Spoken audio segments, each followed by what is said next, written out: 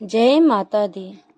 दोस्तों, आज की वीडियो में आप जानेंगे कि दीपक कितने प्रकार की होती हैं, दीपक का क्या महत्व है, दीपक कहाँ कहाँ कैसे जलाना चाहिए।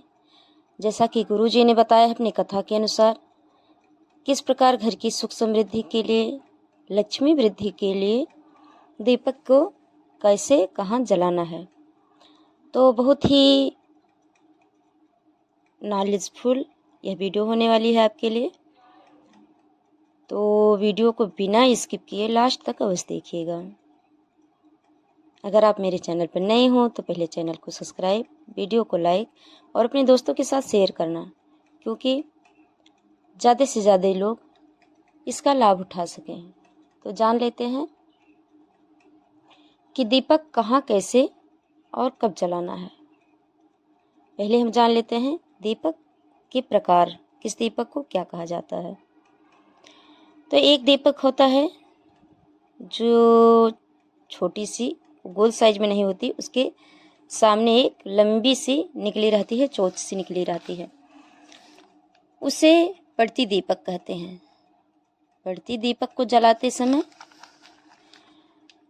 जैसा कि विष्णु पुराण में लिखा है, उसकी लो हमेशा अपनी तरफ रखना चाहिए। वो जो दीपक का निकला हुआ हिस्सा होता है चोंच की तरह, वह हमेशा अपनी तरफ उसकी बत्ती होनी चाहिए।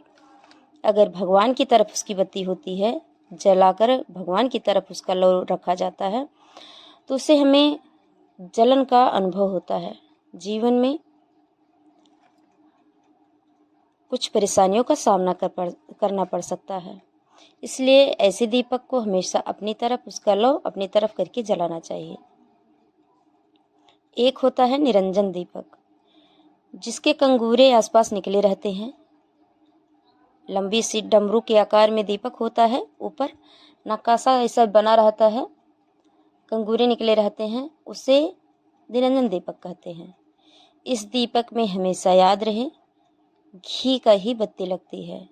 इस दीपक में घी डालकर ही बत्ती जलानी चाहिए।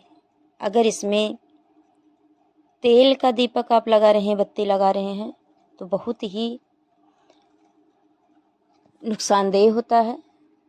यह हमेशा घर की बरकत को रोकता है।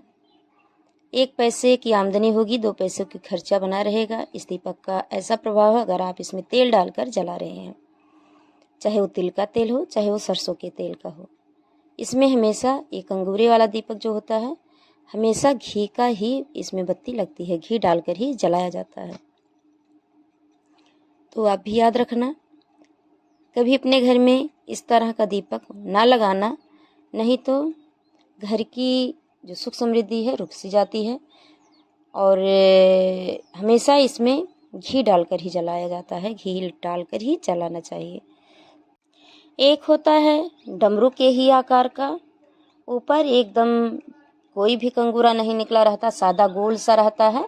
उसमें आप तिल के तेल का दीपक जला सकते हैं, बत्ती लगा सकते हैं, सरसों के तेल का बत्ती लगा सकते हैं। यह दीपक बहुत ही शुभ माना जाता है। इसे बटी निरंजन कहते हैं।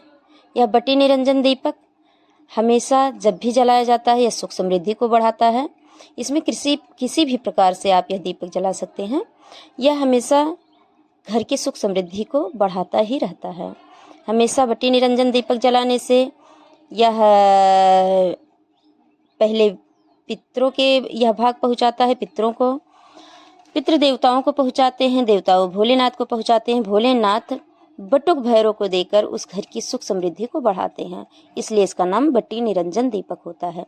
गुरुजी ने विष्णु पुराण के अंतर्गत जैसा कि बताया है, उसमें इन दीपकों का उल्लेख है।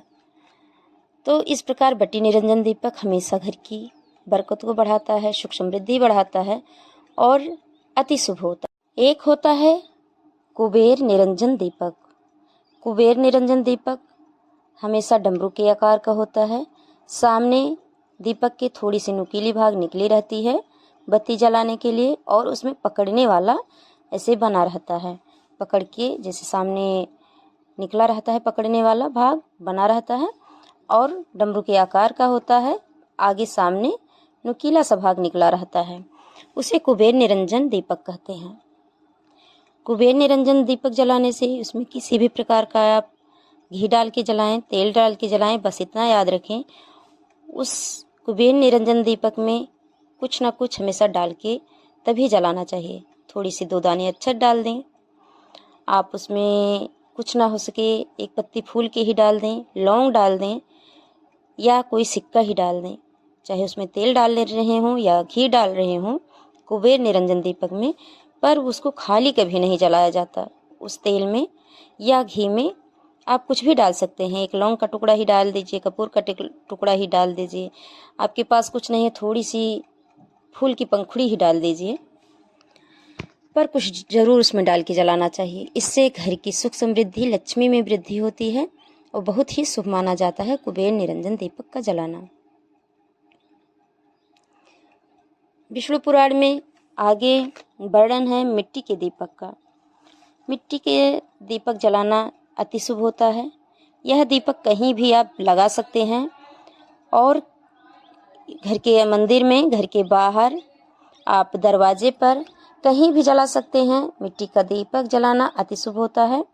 और जो आटे का दीपक बनता है, आटे का दीपक इतना याद रहे हमेशा गोल ही बनती है। आगे जो नुकीला भाग वाला अगर बन जाता है तो वह बिल्कुल नहीं आपको मिलता, बलि का भाग माना जाता है और उसकी सारी पुण्य बलि को चला जाता है। इसलिए आटे का दीपक जब भी बनाया जाता है गोल ही बनाया जाता है और उसमें तब भी चारों तरफ अगर आप 2 दीपक, 3 दीपक, 4 दीपक, 5 दीपक जला रहे हैं तो सभी का दीपक अलग अलग दिशाओं में बत्ती होगी। समभाग में सामने एकदम बत्ती नहीं रखी जाती है। तो आटे का दीपक आप जब भी लगाएं हमेशा गोल ही लगाएं, वो कभी उसके आगे जो भाग निकलता है कभी भी न लगाएं, हमेशा साइज से, गोल साइज से ही बनाएं। तो इन सभी दीपकों को इस प्रकार अगर सही तरह लगाते हैं तो आपके घर की सुख समृद्धि लक्ष्मी में वृद्धि होती है, भगवान की अति कृपा मिलती है, लक्ष्मी माता प्रसन्न होती हैं, देवता प्रसन्न होते हैं।